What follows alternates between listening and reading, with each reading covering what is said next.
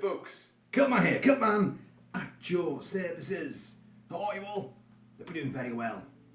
Today you find me sporting the Fraser tartan, the weathered Fraser tartan, which is very apt because I'm getting a lot of weather lately. A lot of weather. What does that mean? You know, oh, having some weather today. You're having weather every day, aren't you? Of some description. Anyway, folks. This is all well and good talking about the meteorological events taking place around us, but it's not getting this box opened, is it? This box here. Yeah, we've got another unboxing to do. And this one, for those of you who are new to this, we have a great channel contributor and a great friend of mine, Steve 007 Smith. 007 because he's massively into James Bond. And well, a bit obvious that, wasn't it, really? And he has an uncanny knack for creating wonderful movie poster artwork, taking the initial poster but putting in different designs, enhancing colour, promoting this bit, adding in that bit, subtracting that bit, just creating his own version of great movie themes and artwork. And every time he sends one, I don't know what it is. It's a mystery. But he does send me some little cluesies. Some little cluesies, and I have to try and work out what it is. And I think so far I'm still ahead. There's been a few curveballs that he's thrown my way, and I've completely gone massively way out and got the wrong thing. But normally I'm pretty good on these. I'm pretty astute when it comes to, you know, my deductive abilities. And the clues this time. Now, folks, stop me when you immediately think the same thing I did. Well, you can't stop me, so I'll just have to imagine that you stop me. He said, it's a horror film. Well, we knew that. It was a horror film.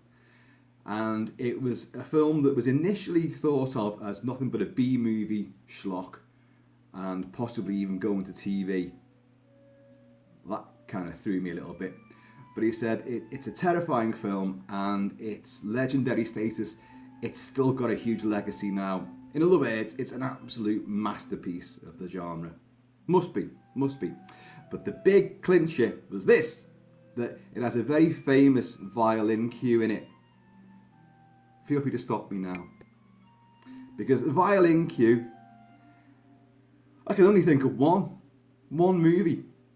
And that would be, it would go something like this. Forgive me, I didn't arrange these in a proper order. Stay with me.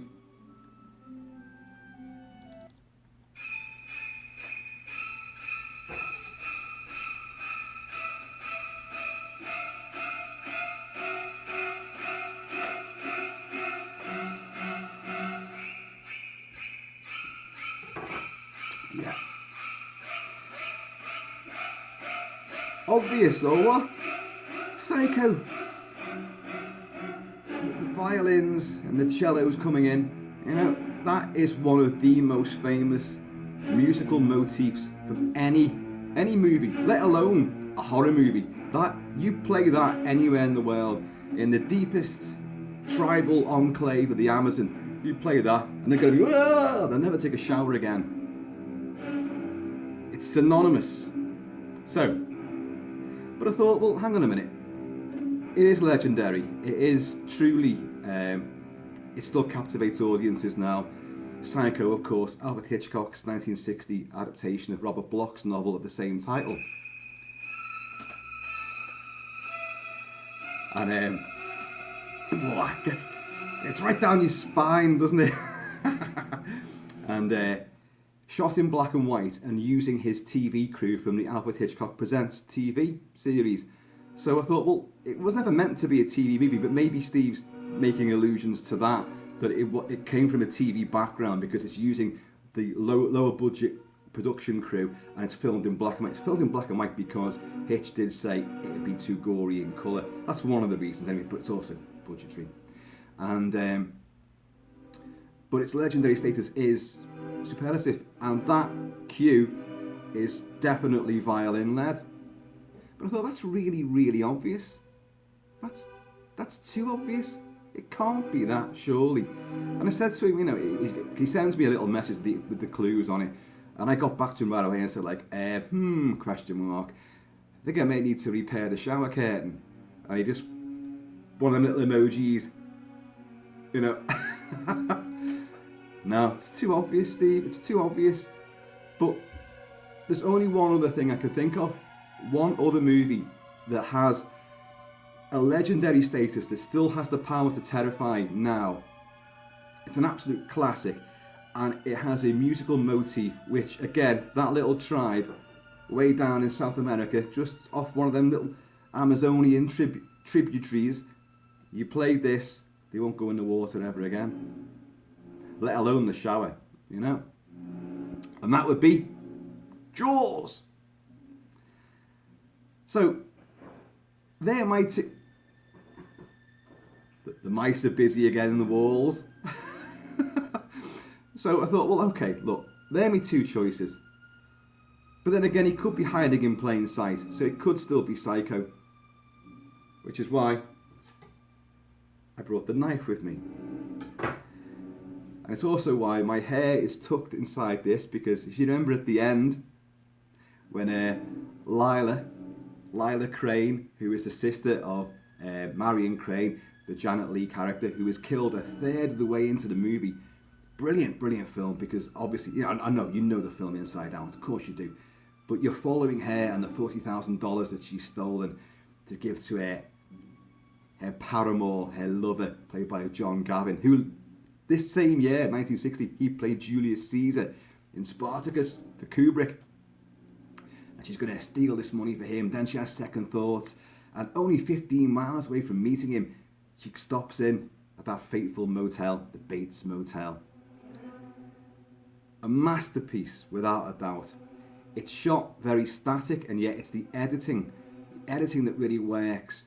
The camera work is good, but it is, as Steve sort of maintained, it could have had a TV feel. I mean, I'm putting words in his mouth there, I suppose, but that's what I'm taking away from the clue about the TV thing. But, and of course, Psycho was Robert Bloch based that story on the Ed Gein Wisconsin cannibal saga, which of course provided the basis for the Texas Chainsaw Massacre as well. And you know, a transvestite killer who had taxidermied bodies and bit parts all over the show. His mother, blood. I mean, that that third of the way through murder completely pulls the rug from under your feet. You've got no idea. All bets are off now. Martin Balsam as the Arbogast, the detective, comes in, and Lila Vera Miles, who plays the sister of the murdered, now missing Janet Leigh, arrive there. John Gavin, of course, tries to keep Norman Bates occupied while she goes and prowls around the big gothic house on the hillside above the motel. Great juxtaposition, that very flat sort of the motels and the cabins are all very flat and low, hunkered down, and up on the hill, silhouetted, is the big gothic structure of the Bates house itself. Brilliant idea. And but you get Martin Balsam makes his climb up the stairs, and suddenly, after this big suspenseful long shot of him climbing the stairs, Norman, dressed as his mother, comes running out, blah! And then you get the great camera trickery of him falling down the stairs, murdered. And then Vera makes the discovery, Lila, I should say, Lila, played by Vera Miles, makes the discovery down in the fruit cellar that mummy's down there, mummified mummy. And just as she makes that and the light bulb is swinging, Norman comes running in with the knife and a hairnet on and his mother's dress. So that's why I've tucked the hair in, because I haven't got a hairnet. So it's like, ah. And don't you hear a weird voice saying something like, "I'm Norma Bates." Not Norman Bates, Norma Bates. It's just fantastic. So, and I think that's the biggest shock you get in the movie. Not the shower murder, it's that shock. So, and it is definitely string-led. But then you've got Jaws, haven't you? Now, again, what's thrown me on that is Jaws was never meant for TV. It And I don't really think it was viewed as being like a B-movie schlock production at the time either. Peter Benchley's book was a bestseller, and studios were jumping at the chance to do this. Obviously, if they had, you know, a crystal ball and seen all the troubles that Spielberg would have with it, they would all run a mile. But Spielberg came from a TV background. He had several TV movies. Something Evil was a great one, a couple of others. But of course, Duel, Dennis Weaver, with his cat and mouse game against the truck and the sinister truck driver who you never see. That was so good, so clever, so innovative in sound design and camera work and directorial verve, that, and just the general concept of it, that it got a cinematic release as well and cleaned up, and it put Spielberg on the map. So Spielberg is the new wunderkind. He gets the call for what he wanted to do, Jaws. And of course, Jaws, yeah, well, John Williams, he just says, well, I've got an idea for the shark theme, and he just sits at the piano, dun, dun, dun, dun, dun, E, F, E, F, E, F, E, F. Spielberg's, what? Are you fucking kidding me? That is the theme for my 25-foot great white monster shark. Steve, hang fire. Let me bring my orchestra in. Now, Steve 007 Smith said it was a violin cue. Now, that's what's throwing me on the Jaws thing, because to my knowledge, and here you are, because we're going to go into this as well, because we can. Jaws is led by cellos, and the actual, let's go on to this, the Jaws main title. I know, I'm building up to opening. Don't worry, folks, don't worry, you're going to see it, and it'll be something completely different. And that's part of the joy, isn't it? That I go through all of this, and then it's Grizzly or something like that. Right, listen.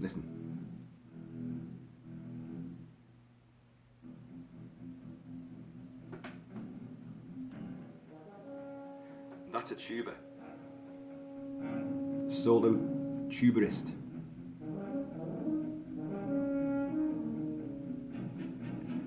But it starts off with cello. Violins do come in. Woods come in. Horns come in. In the end, everything starts playing this theme. But the shark theme itself was that, which is played on a tuba in a higher register, a higher range than a tuba's normally played in. So the guy who played it was only one tuba player, and he said, well, why don't you get the horns to play this, because the tuba's meant to be low. Joe Williams said, no, it's going to play it higher, but with that low edge to it, it's going to give it a more guttural, a more, I don't know, monstrous, otherworldly feel, and it works. So I think we can dispense with the TV thing. For Psycho, it would be that Hitch was using his TV crew and filming in black and white. For Jaws, Spielberg was coming from a TV background and was still known for his wonderful TV work and getting his big shot at big cinema blockbuster. Of course, Jaws was the first ever blockbuster. But violins is primarily, there's all sorts going on in this. This is pure Chrissy Watkins getting chomped at the start of Jaws. Psycho is violin led, and Bernard Herrmann, who composed a glorious score for that, oft imitated.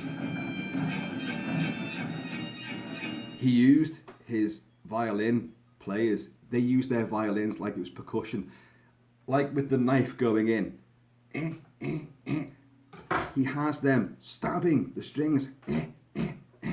So it perfectly encapsulates what you're seeing on the screen, which is truly wonderful. So, folks, what I've done now, I've said they're the only two ideas I can come up with, that it's Psycho or Jaws. Psycho really seems too on the nose, to be honest, because I thought it just leapt right out at me. But Jaws, I would never have just took the violins and said, well, it's a violin cue. but I listen to music all the time. I know Steve does as well, but I know that a lot more goes into it than just the violins, whereas it's the violins primarily with Psycho. So there folks, is my conundrum. Which one do I pick? Oh, yes, I've got the hair is like Norman Bates as Norman Bates, but I'm also wearing Quint's Guernsey fisherman's sweater, or jersey. A Guernsey jersey. Bit of island hopping for you there. Oh, by the way, cheers. Cheers, Steve. The one thing I know for definite is that's going to be awesome, because he's never let me down yet. They've all been brilliant, brilliant works of art. But what do I go with?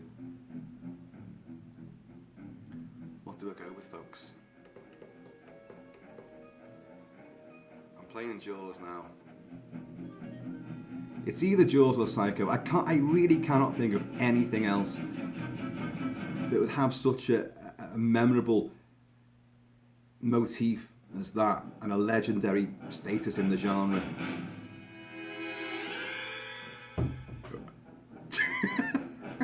Brody.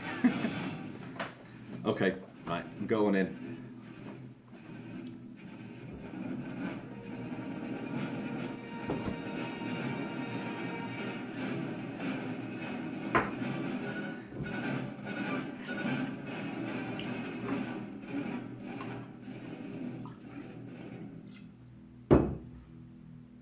Yeah, Chief. Made it myself. Pretty good stuff. But is it Jaws? Or is it Norman? Okay, right.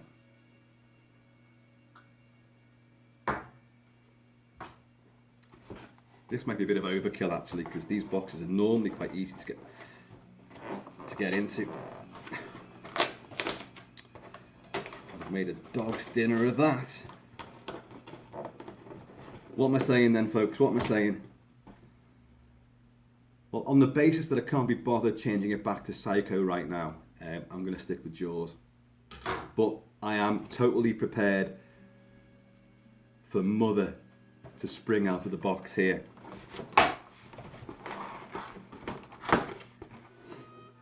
Oh, they've put this in a different way. That's... Folks, I can't see. Look, I can't see what's in there. There's a card against the actual image, so I don't know what it is.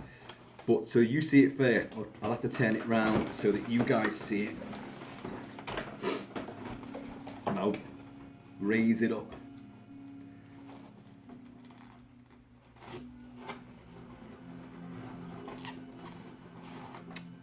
Need that. Okay, now other string-led stuff. See, I'm so fixated on those two now that I can't think of anything else at all. Horror-wise, both themes have been ripped off so many times, especially Psycho. That's the main one that's been ripped off.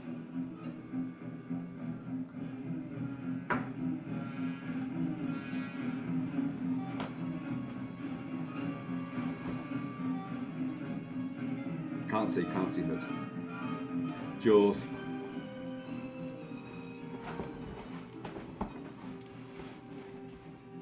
Hope this isn't upside down.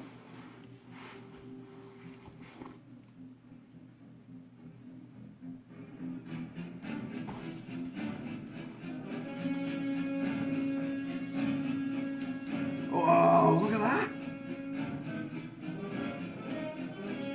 Well, that's a really unusual design, that, Steve. Look at that, look at the colour on it as well.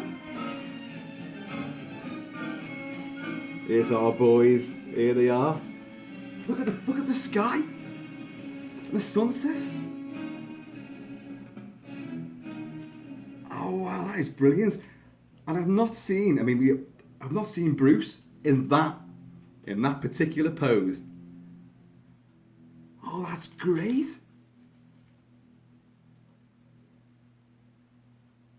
Oh, mate, that is fantastic. Look. Quint's crushing the can there. Dreyfus, awesome. Hooper. Of course, he cut that out of the book. In the book, Brody's missus, Ellen Brody, has an affair with Matt Hooper, the oceanographer, because he's a bit of a hunk in the book. Like, the book's also got mafia overtones on the whole thing of Amity, which is why they really need to kind of brush under the carpet. No sharks. We need money. We need money coming in because I'm in debt. I'm in hock with the mob, Mayor Vaughan and all that. So a lot of corruption going on. And Steven Spielberg said to Peter Benchley, quite wisely, look, we need to ditch all that. Let's focus on the three men and the hunt for the shark. And I think, yes, we've got the barrels. Folks, I've been looking to try and find barrels like that, and it's not as easy as you might think. There's plenty of barrels out there, plastic barrels, metal barrels, steel barrels, metal drums and all that. But I want those and weather them and have them tethered up on the jetty. Look at this. There's Bruce.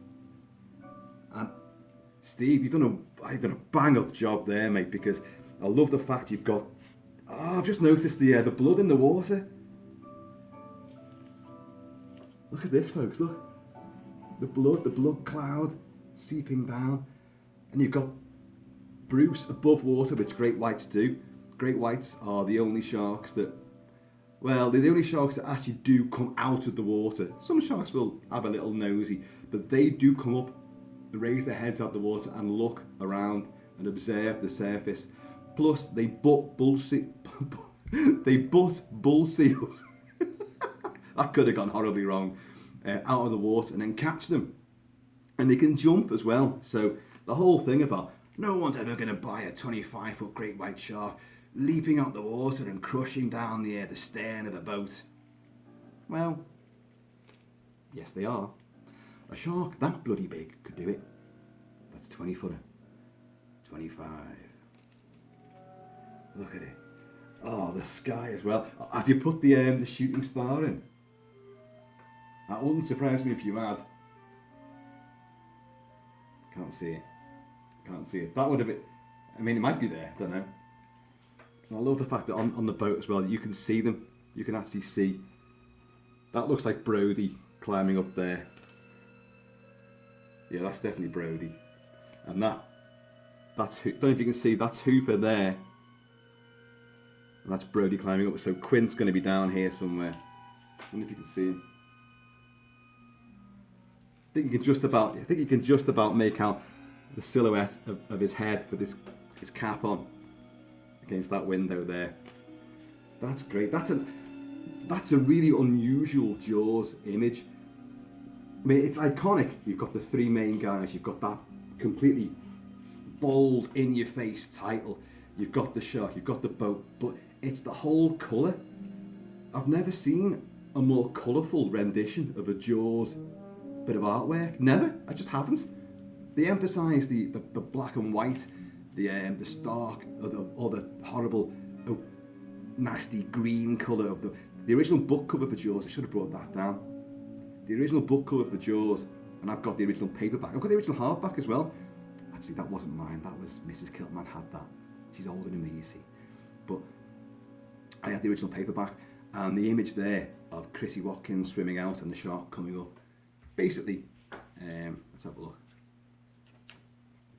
I had that. I can show you where my allegiances were lying with this conundrum already. And not only that, folks, not only that, but I brought a little friend down as well, just in the off chance. Now, in case you think I was loading things in one particular favour, I've got nothing else from Psycho other than a knife. So I really couldn't. There's not much else I could add. Look at that. It's effective, isn't it? But what I was saying there, the image on the book cover, the original book cover for that, that's lovely blue water there. Blue Water, White Death. That was an infamous documentary as well about great white sharks. Again, which sort of only fostered mankind's fear and hatred of going into the water because of sharks. But on the book cover, that water wasn't blue. It was a horrible, horrible, murky green. And it used to really strike fear in me when I looked at the book, that book cover, because I just thought, why would you go out in that? And hey, that looks like daytime, and of course, Chrissy Watkins goes out at night time. She swims, skinny dipping, and of course the shark. But that, it just shows you that kind of depth of water, and that coming up. Oh my God, absolutely terrifying. But Steve, once again, sir, you have played an absolute blinder. Let's look at this again. I've got so many of your canvas art now around the house that they do get moved around a fair bit. That, I don't know where that's going to go. Oh, I've just noticed as well, is that the purple? The surround is actually purple. The whole thing, and the purple seems to match up with the darker of the shark's skin. And sort of the tide here, the blue and the purple, it all matches up, and in the sky as well. Mate, you've done an incredible job on this. Because folks, he hasn't taken that artwork from somebody else. He's put that together. And he's changed the colours, he's created the colours and added bits. Look at it.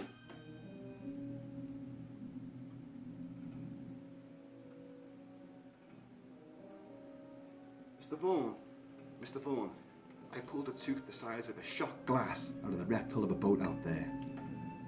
It was Ben Garner's boat. You should have seen him. Did you have the tooth? No, I dropped it. I had an accident. And of course, that was Ben Gardner's head. Aye.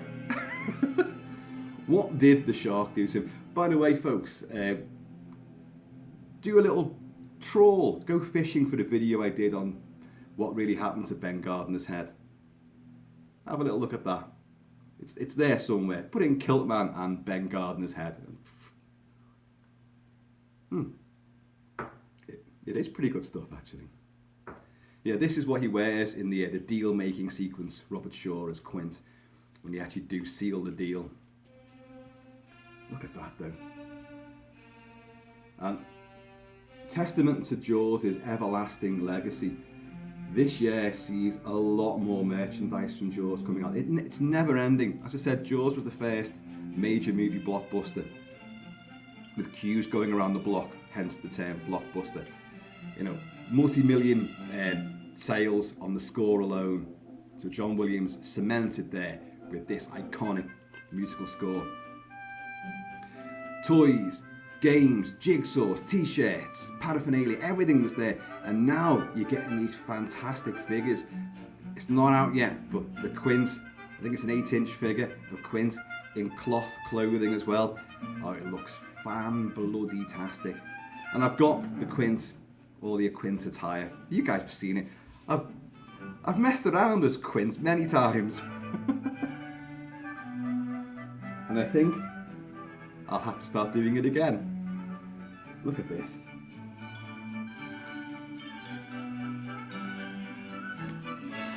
That is absolutely gorgeous.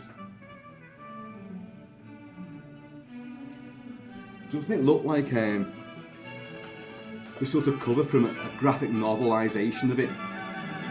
Those colours are so vibrant, so rich, and also so unusual. The purple, everything just seems to, it cries out what shouldn't work, and yet does. Look at it. Folks, I think you'll agree, Steve's done us proud yet again. That's wonderful. I can't wait to put that up somewhere. So, folks, Jaws, yeah, you know it, you love it. It still retains its power to shock, engross, captivate. It's terrifying, it's funny. We love the characters because they're human, they're rich, they're three-dimensional. They stutter, they stammer, they stumble over lines, they interrupt each other. You have that great style of dialogue where it's like you're just there. You've just eavesdropped on a group of people discussing going shark hunting. Nothing apart from an ad lib, you can read the bigger boat. You know, and that was a Roy Scheider ad lib. And it's iconic, of course. There's very few lines which, they're all memorable, but there's very few lines which are actually, you can tell, that was just written for the movie. Everything sounds natural, everything sounds real and believable. Even, of course, the infamous Quint speech. Oh, by the way, I did that word for word as Quint, if I remember rightly, which, of course, was written by, I forgot the first author. Damn it. The first guy, Peter Benchley took a stab at 2 drafts, then Spielberg took over, and then another guy wrote that Indianapolis speech, and then John Milius took over and did it, and made a much bigger version of it, and then Robert Shaw came in and condensed it and changed it round and made it fit his own vernacular, his own style. And of course the first take he did of that, like, Japanese subs slammed 2 torpedoes into our side, chief. It's come up from the island of Tinian to the lady. Just delivered the bomb, the Hiroshima bomb. And the first time he went through it, he was drunk, so it didn't work, and he was ashamed and embarrassed. But Spielberg said, no, that worked perfectly, it's great. But then the next day when he'd sobered up, he said, do you want to try it again? He did it again, and the version that you see in the movie is what he did the next day whilst sobering up. Folks, I have been, and always shall be, incredibly Jaws besotted. And Steve, mate, that is wonderful. I do think that what egged me on with that was Psycho was a little bit too obvious, although I was thrown by the whole TV thing and the fact he said violins when I thought, well, Jaws is more cello. Violins come into it, all the string section comes into it, but it's more led by the cellos. But out of the 2, that was the one that I really had to go with. Psycho was just too obvious. Anyway, Steve, everybody, thank you so much. I have been and always shall be Kilt-Man, and please, in the meantime and this waterlogged in-between time, please, sink a few. You can't stay down, that way 3 barrels on him you can. And I'm going to see you all